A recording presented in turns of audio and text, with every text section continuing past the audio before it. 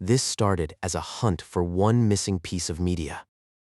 Then the hunt itself became more famous than the thing it was looking for. That's what happens when thousands of people share clues at once. Half of them remember the details wrong. And every false lead just becomes another chapter.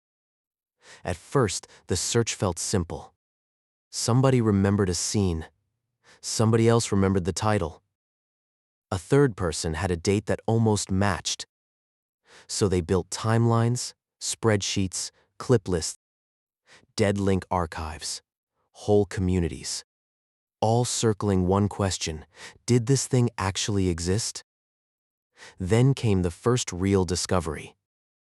A fragment surfaced, not enough to solve it, but enough to prove the memory was probably real.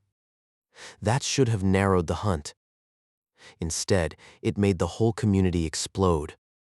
More theories, more lookalikes, more claims from people who were almost certainly wrong.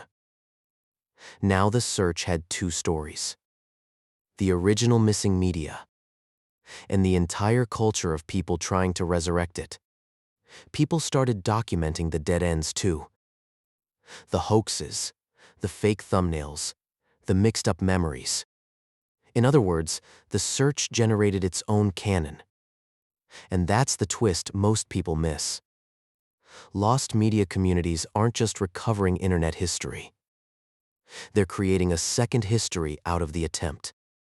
The hunt leaves its own fossil record.